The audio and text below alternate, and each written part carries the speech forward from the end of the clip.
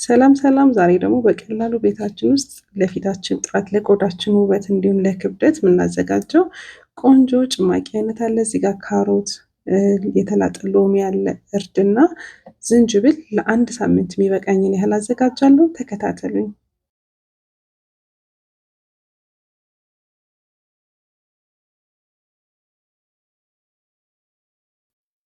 እንግዲህ ወደ አሰራሩ ስንገባ በጣም ታጥቦ እንዲሁም ተሰልስሎ ለመፍጨት እንዲመች ተደርጎ የተዘጋጀ ካሮት አለ። ካሮት ለአይናችን በጣም ጠቃሚ ነው። ለካንሰር የመጋለጥ እድላችንን ይቀንስልናል። ለቆዳችን፣ ለልብ ጤና፣ በውስጡ ደግሞ በጣም ፋይበር ስላለው በጣም ቆንጆና ለቆዳችን ለብዙ ነገር የሚጠቅም ንጥረ ነገር ያለው ነው።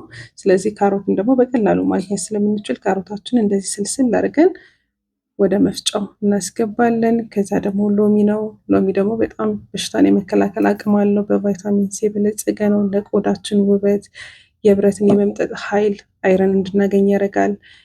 የኩላሊት ጠጠርን ይከላከላል። ስለዚህ በብዙ ነገር ጠቃሚ ነው።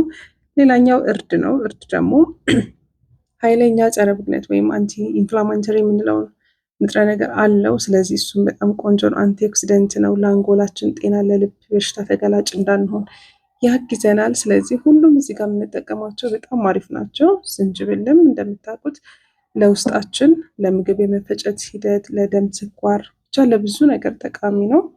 እነሱን አንድ ላይ ይበቃኛል ብዬ የማስበውን ውሃ አረጋለሁ። እኔ ያዘጋጀሁት አንዷ ኤሜል 350 ኤሜል ስለምትይዝ በዛ ልክ ውሃ የሚበቃኝን ያህል ጨምሬ በደንብ እፈጨዋለሁ። ከዛ ከተፈጨ በኋላ ምንም አይነት ነገር በማያሳልፍ እንደዚህ አይነት ማጣሪያ አድርጋችሁ፣ በእርግጥ ቢያልፍም ምንም ጉዳት የለውም፣ ግን ስንጠጣው አፋችን ላይ ቀለል ብሎ እንድንጠጣው እንደዚህ አድርገን እናጣራና ፍሪጅ ውስጥ ለሳምንት የሚሆነንን ያህል አዘጋጅተን ማስቀመጥ እንችላለን። በየቀኑም ጊዜ ካላችሁ ላለመሰልቸት በየጊዜው እየፈጫችሁ መጠጣት ትችላላችሁ። በጣም አሪፍ ነው። አይከብድም። ጣዕሙ ጤናማ ነው።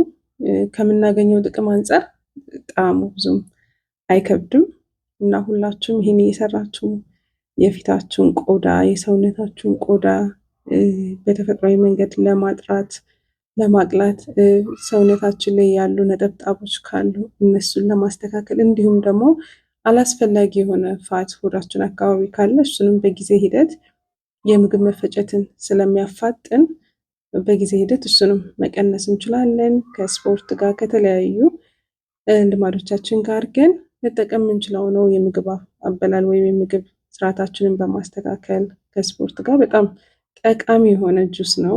ሁላችሁም ቤታችሁ ሰርታችሁ ተጠቀሙ። እንግዲህ ከዚህ በኋላ እኔም ክብደት የመቀነስ ጆርኒ ላይ ስላለሁኝ አብዛኞቹ የምሰራቸው ቪዲዮዎች ከዚህ ጋር የተገናኙ ይሆናሉ። እናንተም እንዲሰራላችሁ የምትፈልጉት የጁስ ወይም የምግብ አይነት ሲኖር አሳውቁኝ።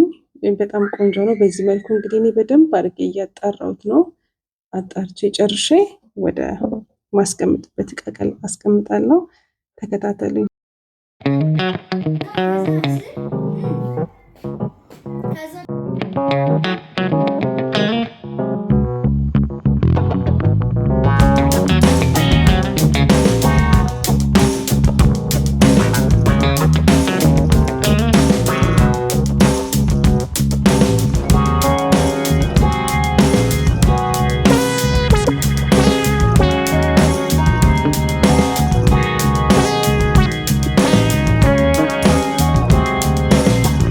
እንግዲህ በደንብ ካጣራሁት በኋላ እንደዚህ ማስቀምጥበትን እቃ ቦትሎች ካዘጋጀሁኝ በኋላ ሁሉንም ቦትሎች ታጥበው ደርቀው የተዘጋጁ ናቸው። እነሱ ላይ እሞላለሁ። እያንዳንዱ 350 ኤሜል ነው። እኔ በቀን 2 ነው የምጠጣው። ሻት ማድረገው።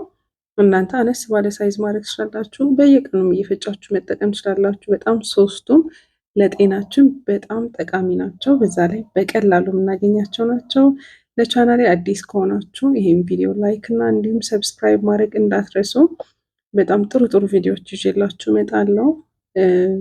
በቀላሉ ቤታችን ውስጥ ጉሊት ገበያ ላይ አግኝተን ልንሰራ የምንችላቸውን ነገሮች ነው ይዤ የምመጣው። ተከታተሉኝ እና ሁሉንም ቦትሎቼን በዚህ መልኩ ከሞላኝ በኋላ ከድኜ በየቀኑ እንግዲህ ከፍሪጅ እያወጣሁ የሚፈልገውን ያህል እየጨመርኩ እጠጣለሁኝ። በቀን 2 ነው የምጠጣው። እናንተ በቀን 1 ማድረግ ትችላላችሁ።